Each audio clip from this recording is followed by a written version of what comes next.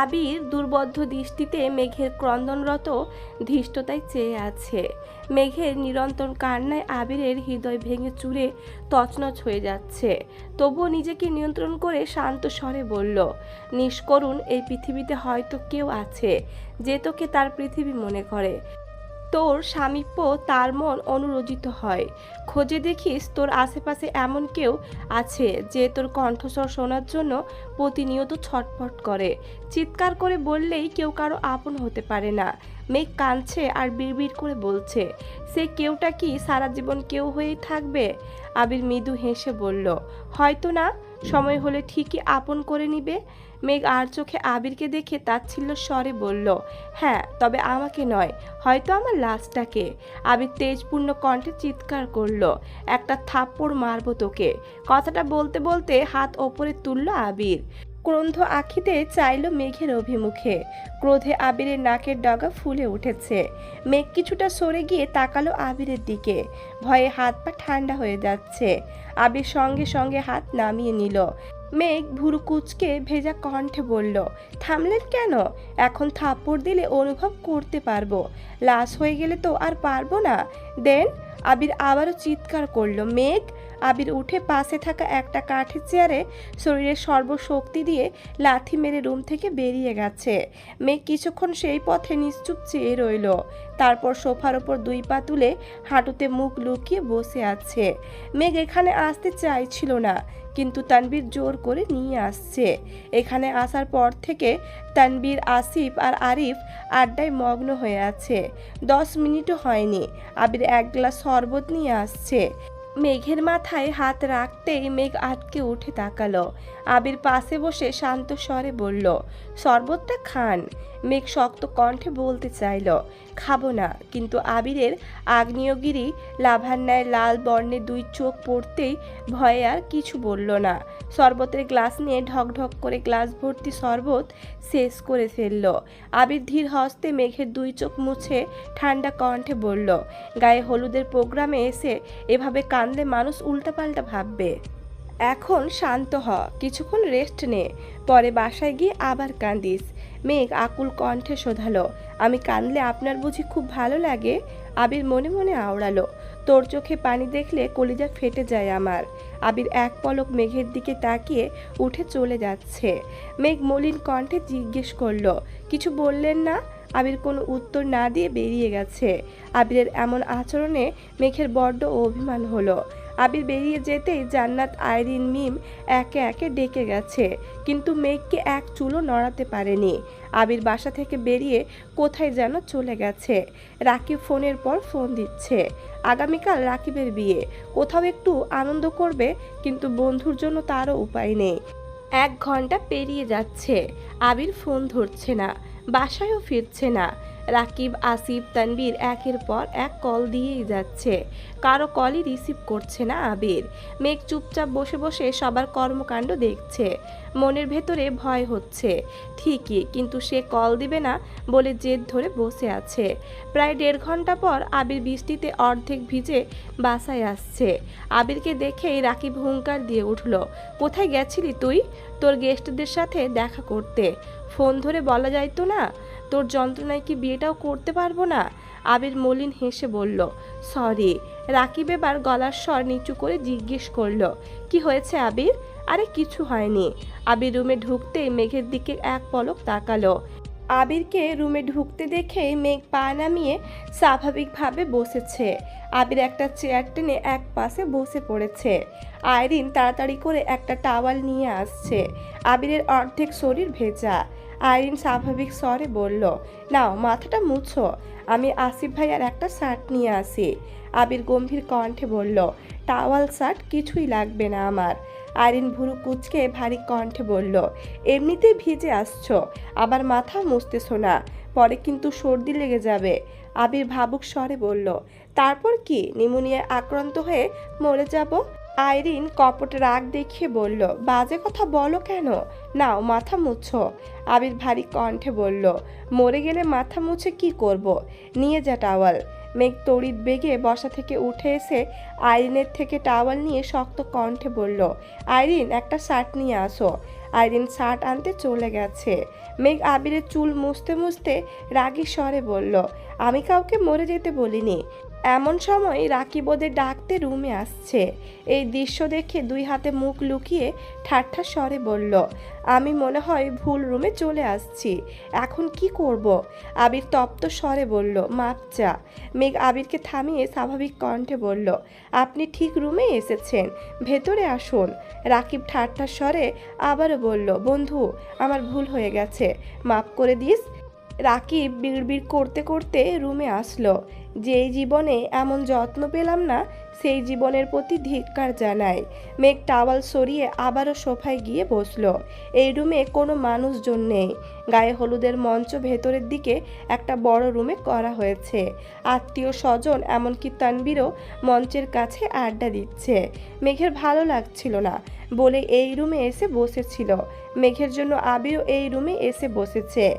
রাকিব মঞ্চে যায়, আবার একটু পর পর আবির মেঘকে নিতে আসে। আইরিন আসিফের একটা শার্ট মেঘকে দিয়ে চলে গেছে। মেঘ শার্ট এগিয়ে দিয়ে স্বাভাবিক কণ্ঠে বলল, এটা পরে আসুন। শার্ট পরে কি হবে?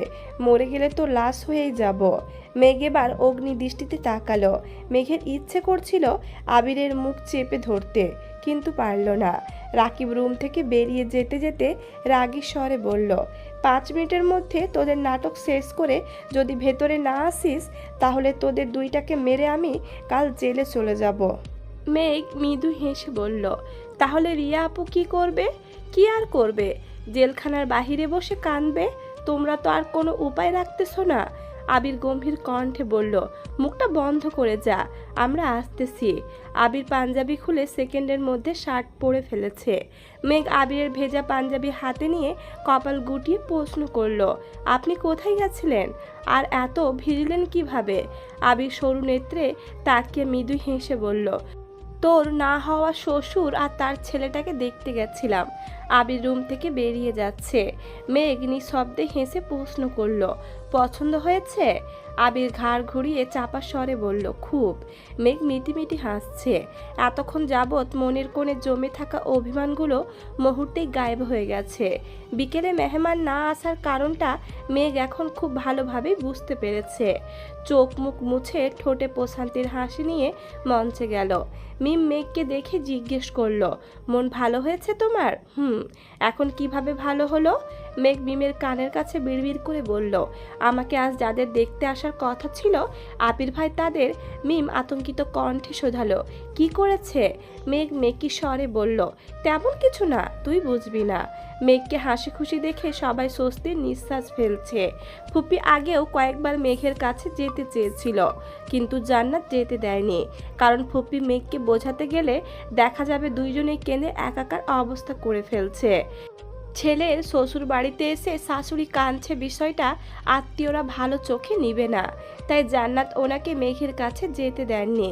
প্রায় 2 থেকে 3 ঘন্টা গায়ে হলুদের প্রোগ্রাম চলেছে। বাহিরে ঝুম বৃষ্টি হচ্ছে, সাথে বজ্রপাত। আলী আহমেদ খান আবিরকে কল দিলেন। আবির রিসিভ করে বলল, হ্যাঁ আব্বু বলো, কি করছো? এখন খাবো। আলী আহমেদ খান ঠান্ডা কণ্ঠে বললেন, যদি থাকার সমস্যা না থাকে তাহলে আজ রাতটা ওখানেই থাকো। দিনের অবস্থা খুবই খারাপ, কখন কোন অঘটন ঘটে বলা যায় না। আজ আসার দরকার নেই। আচ্ছা ঠিক আছে। আবির সবাইকে জানিয়ে দিয়েছে। গভীর রাতে সবাই একসঙ্গে খেতে বসেছে। মেঘের প্রচণ্ড মাথা ব্যথা করছে। সারা দিন যাবৎ কাঁদতে কাঁদতে এখন মাথা ব্যথায় চোখ মেলতে পারছে না, খেতেও ইচ্ছে করছে না। আবিরের জোরাজোরিতে কোনো রকমে অল্প খাবার খেয়ে ওষুধ খেয়ে ঘুমিয়ে পড়েছে। মেঘ মিম আইরিন সবাই এক রুমে শুয়েছে। মাঝরাতে কারো কান্নার শব্দে হঠাৎ করে মেঘের ঘুম ভেঙে গেছে। একে অপরিচিত জায়গা, আশেপাশে সব অন্ধকার। কান্নার শব্দ ধীরে ধীরে বাড়ছে। মনে হচ্ছে কোনো ছেলে কাঁদছে। মেঘের মনে আতঙ্ক আর কৌতূহল দুটোই বাসা বেঁধেছে। ধীরে ধীরে শোয়া থেকে ফ্লোরে পা রাখতেই কোনো মানুষের গায়ে পা লাগলো। অমনি মেঘ লাফ দিয়ে উঠেছে। তারপর মনে পড়ল রাকিব ভাইয়ার 2 থেকে 3টা কাজিন রাতে এই রুমে শুয়েছিল। মেঘ ভয়ে ভয়ে রুম থেকে বের হলো। 2টা রুম পরে একটা রুমে আলো জ্বলছে। সেটা সোফার রুম, আর সেই রুম থেকে কান্নার শব্দ আসছে। মেঘ বুক ফুলিয়ে শ্বাস ছেড়ে নিজেকে ধাতস্থ করে পা বাড়ালো সেই রুমের উদ্দেশ্যে। যত এগিয়ে যাচ্ছে পুরুষালী কণ্ঠের কান্নার শব্দ তত বেশি তীব্র হচ্ছে। আশেপাশে দুই একজনের চাপা স্বর ভেসে আসছে। মেঘ রুমের দরজায় দাঁড়াতে চমকে উঠল। ফুপ্পি সোফায় বসে আছেন। আবির ফ্লোরে হাঁটু গেড়ে বসে ফুপ্পির উরুতে মাথা রেখে হাউমাউ করে কাঁদছে। আবিরের এক পাশে তানবীর, অন্য পাশে আসিফ ফ্লোরে বসে আবিরকে শান্ত করার চেষ্টা করছে। ফুপ্পি আবিরের মাথায় হাত বুলিয়ে দিচ্ছে আর আবির অঝরে কাঁদছে। জান্নাত আসিফের পাশে সোফায় বসা। হঠাৎ দরজায় মেঘকে দাঁড়ানো দেখে জান্নাত হিমশীতল কণ্ঠে ডাকলো, মেঘ তুমি এখানে? মেঘের দৃষ্টি আবিরের পানে। মেঘের বুকের ভেতরটা ছলাৎ ছলাৎ করছে। আবির ভাইকে এভাবে কাঁদতে দেখে কাদম্বিনীর দম বন্ধ হয়ে আসছে। হৃদয় স্পন্দন থেমে গেছে। জান্নাতের মুখে মেঘের নাম শুনে আবির সহ সবাই আঁতকে উঠল। মেঘ রুমে ঢুকতে ঢুকতে আর্তনাদ করে উঠল। কি হয়েছে ওনার? আবির চোখ মুছে সঙ্গে সঙ্গে রুম থেকে বেরিয়ে গেছে। আবিরের পেছন পেছন তানবীরও বেরিয়েছে। মেঘ আবারও জিজ্ঞেস করলো, আবির ভাইয়ের কি হয়েছে ফুপ্পি? উনি কাঁদছিলেন কেন? ফুপ্পিও ভেতরে ভেতরে কাঁদছেন।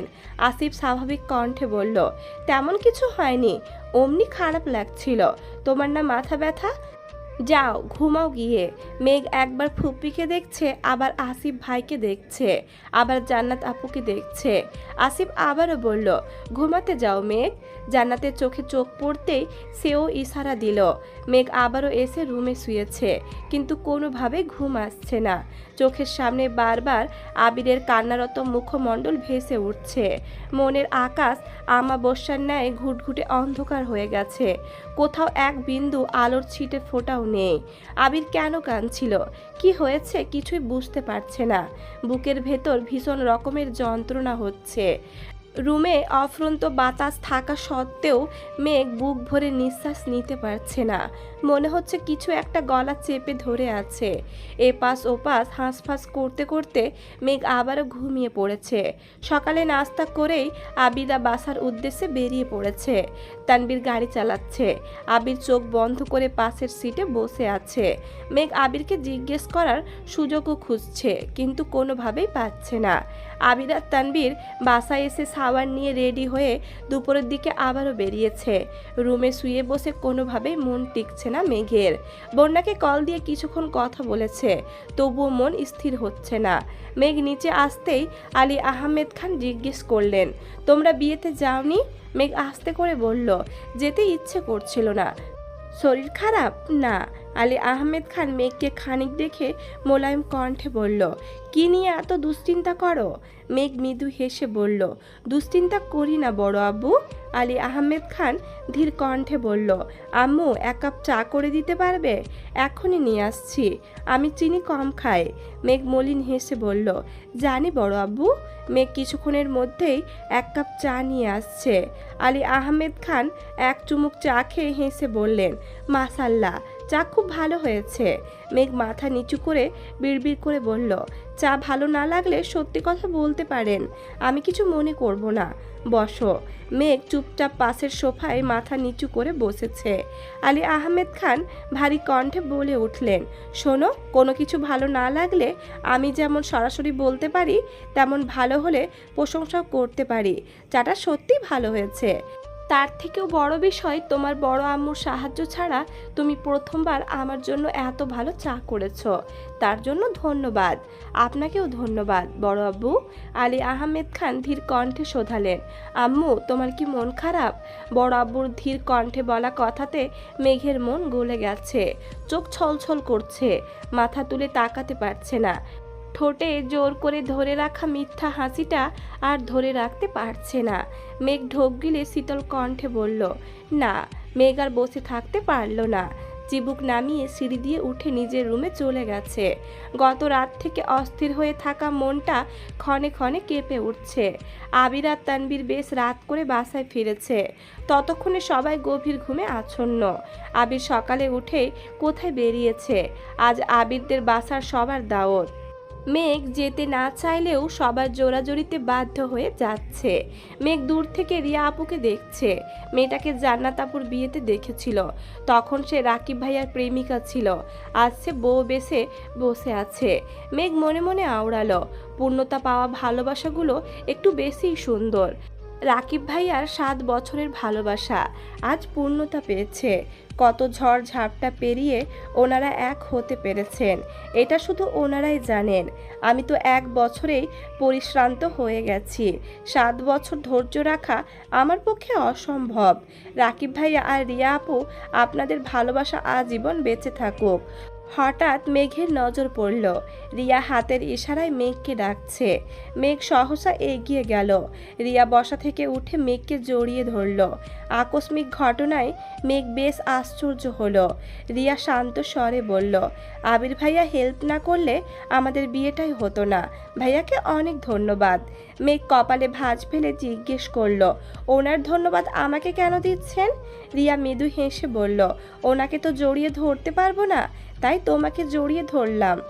রিয়া অপ্রতিভ কণ্ঠে আবারও শোধালো, বাই দ্য ওয়ে, আবির ভাইয়াকে জড়িয়ে ধরার অনুমতি কি তুমি কোনো মেয়েকে দিবে? মেঘ সঙ্গে সঙ্গে চোখ গোল করে তাকালো। বুকের ভেতরের ক্রোধটা দীর্ঘ নিঃশ্বাস হয়ে বেরিয়ে আসলো। ক্রোধিত কণ্ঠে বলল, না। রিয়া মেঘের 2 গালে হাত রেখে মোলায়েম কণ্ঠে জানতে চাইল, আবির ভাইয়াকে খুব ভালোবাসো তাই না? মেঘের বুকের ভেতরটা মোচড় দিয়ে উঠেছে, 2 চোখ ছলছল করছে। মেঘ সঙ্গে সঙ্গে চোখ নামিয়ে নিয়েছে। রিয়া ঠোঁটে হাসি রেখে বলল, এই মেঘ, একদম কাঁদবে না। তোমার আবির ভাই দেখলে আমার সর্বনাশ করে ফেলবে। কেন? রিয়া ঢোক গিলে নিজেকে সংযত করে বলল, ভাববে আমি তোমাকে বাজে কথা বলেছি। মেঘ হুট করে প্রশ্ন করে বসলো, আপু, আবির ভাইয়া কোথায় জানেন? ওনার কি হয়েছে বলতে পারবেন?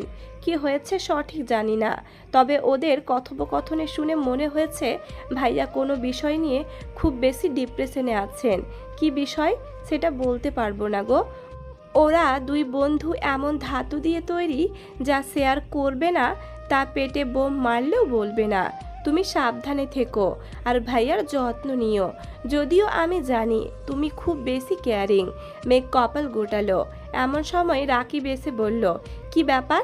আমার অবর্তমানে আমাকে নিয়ে কি আলোচনা চলছে? রিয়া ঠাট্টা স্বরে বলল, আসছে আমার সেলিব্রিটি গো, তাকে নিয়ে আমাদের আলোচনা করতে হবে। রাকিব সহস্য বলল, আমাকে নিয়ে আলোচনা না করলে কি হবে? আমার বন্ধুকে নিয়ে ঠিকই করেছ। বলো করনি? রিয়া ভেংচি কেটে বলল, হ্যাঁ করেছি তো। আমার বন্ধু সেলিব্রিটি হলে তার বেস্ট ফ্রেন্ড হিসেবে আমিও সেলিব্রিটি। ও আচ্ছা, এই নিয়ম কবে থেকে চালু হলো? আজ এই মুহূর্ত থেকে। মেঘ তাদের খুনসুটি দেখছে আর হাসছে। রাকিব হঠাৎ মেঘের দিকে তাকিয়ে বলল, এই মেঘ, তুমি তো কিছুই খেলে না, তাড়াতাড়ি খেতে যাও। আবির তোমার জন্য না খেয়ে ওপরে অপেক্ষা করছে। মেঘ উদ্বিগ্ন কণ্ঠে জিজ্ঞেস করল, আবির ভাই কখন আসছেন? অনেকক্ষণ। মেঘ দ্রুত ছুটছে। রিয়া রাকিবের দিকে তাকিয়ে প্রশ্ন করল, তুমি না কিছুক্ষণ আগে বলে গেলে ভাইয়া আসেনি? আরে মাত্রই আসছে। তাহলে মেঘকে অনেকক্ষণ বললা কেন? আবিরের প্রতি মেঘের এই উদ্গ্রীবটা দেখতে খুব ভালো লাগে। আবির বলতে মেয়েটা অজ্ঞান। রিয়া ফস করে শ্বাস ছেড়ে গম্ভীর কণ্ঠে বলল, তোমরা 2 বন্ধু শুধু মেয়েদের কষ্টই দিতে পারো। মেয়েটা আবির ভাইয়ার জন্য এত পাগল, তারপরও ভাইয়া কিছু বলে না কেন? মেঘের 1 বছরের ভালোবাসা দেখেই তুমি হতাশ, অথচ আবির কতগুলো বছর যাবৎ নিজের সাথে নিজে লড়াই করে চলেছে। সে বেলায় মেঘকে ছুটতে দেখে আবির কপাল গুটিয়ে ধীর কণ্ঠে জিজ্ঞেস করল, এভাবে ছুটছিস কেন? আপনি কোথায় ছিলেন? একটু কাজ ছিল। খাসনি শুনলাম, কেন? খিদে পায়নি? না। আবির কপার দুষ্টুমির স্বরে বলল, পেটের 3 ভাগ যদি রাগ, জেদ আর অভিমানে ভরে থাকে, বাকি 1 ভাগে তো পানিই থাকে, তাহলে আর খিদে লাগবে কেন?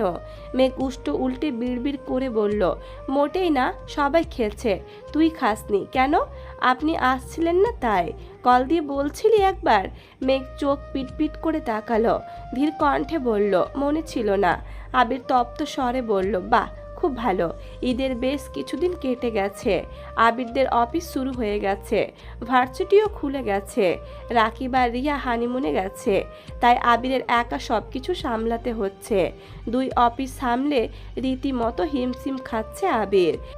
এক বিকেলে মেঘকে কল দিল আবির। মেঘ কল রিসিভ করতেই আবির বলল, আমাকে দেওয়ার মতো একটুখানি সময় কি হবে আপনার?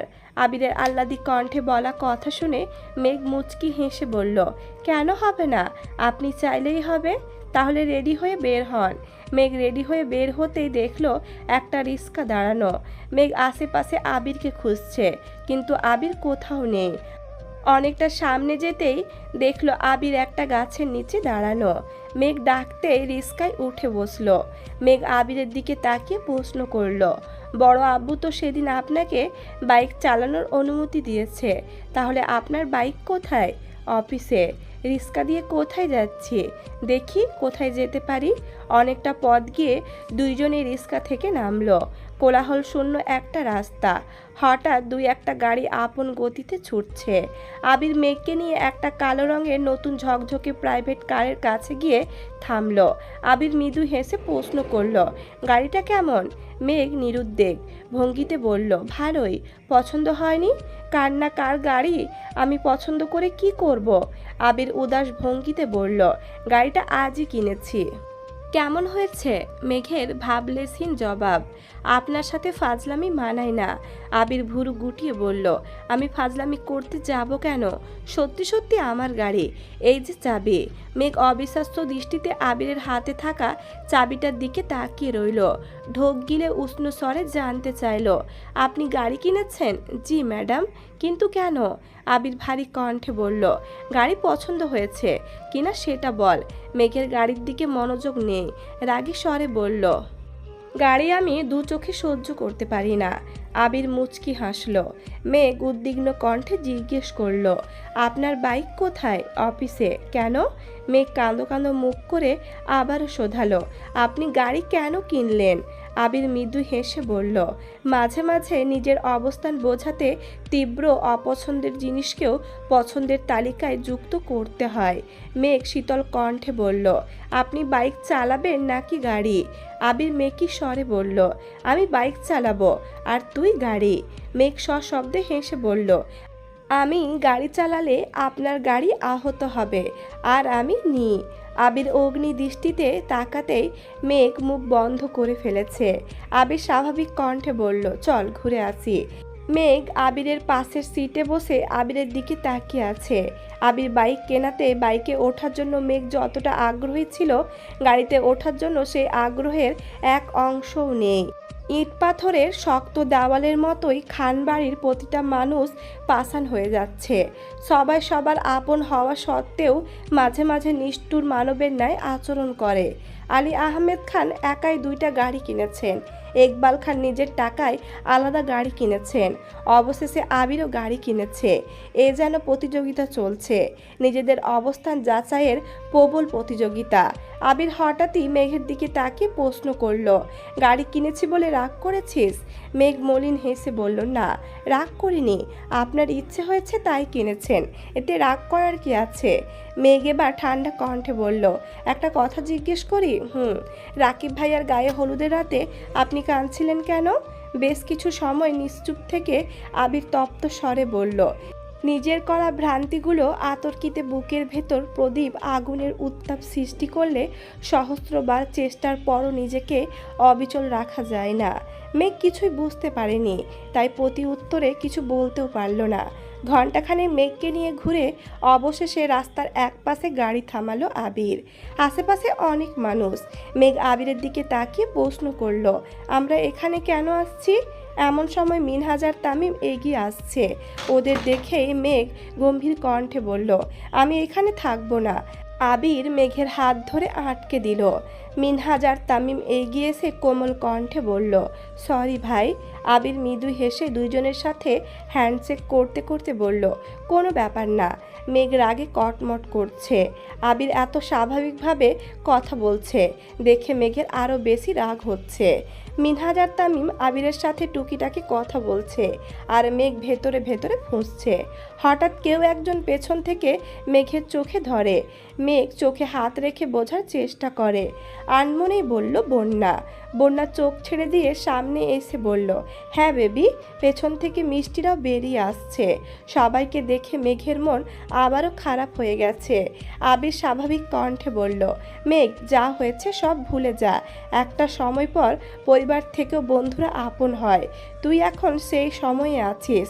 সামান্য বিষয় নিয়ে রাগ করে থাকিস না প্লিজ। মেঘ রাগে ফস করে বলল, এটা সামান্য বিষয় ছিল না, আর আমার কোনো বন্ধুর প্রয়োজন নেই। আবির শান্ত স্বরে বলল, প্লিজ মেঘ এত রাগ করে থাকিস না। মিষ্টি, মিনহাজ, তামিম কানে ধরে সরি বলছে। মেঘ তবুও মুখ ফুলিয়ে রেখেছে। মেঘ রাগে কটকট করে বলল, আপনি বাসায় না গেলে আমি একাই চলে যাব। মিনহাজ আর তামিম কাঁদো কাঁদো মুখ করে বলল, তোর পায়ে ধরলে মাফ করবি আমাদের? মেঘ রাগী স্বরে বলল, না, তোরা তোদের মতো থাক, আমি আমার মতো থাকবো। আবির মেঘকে নিজের দিকে ঘুরিয়ে মোলায়েম কণ্ঠে বলল, আমি চাই না আমার কারণে তুই তোর বন্ধুদের সাথে এমনভাবে সম্পর্ক নষ্ট করে দিস।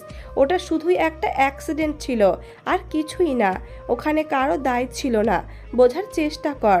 তুই নিজেকে আর কষ্ট দিস না প্লিজ। আমি পারবো না। আমি ভুল করেছি। আমি আমার ভুলের শাস্তি হিসেবে নিজেকে একা করেছি। আমি একাই থাকবো। আবির ঠান্ডা কণ্ঠে বলল, আমার কথা মানবি না? মেঘ এবার থামলো। চোখ ছোট করে আবিরের দিকে তাকিয়ে রাগী স্বরে বলল, আপনি ওদের সাথে মেশার জন্য এত জোর করছেন কেন? আবির মলিন হেসে বলল, জানি না, কিন্তু আমি চাই তুই ওদের সাথে আগের মতো চলাফেরা কর। তুই আমার কথা মানবি কি না বল।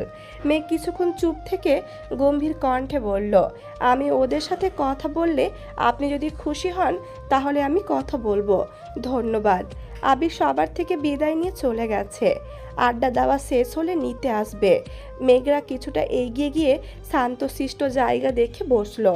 মিষ্টি উদ্গ্রীব হয়ে বলল, সরি মেঘ, আমাদের করা দুষ্টুমিতে এত বড় বাঁশ খাবো ভাবতেই পারিনি। প্লিজ মাফ করে দে।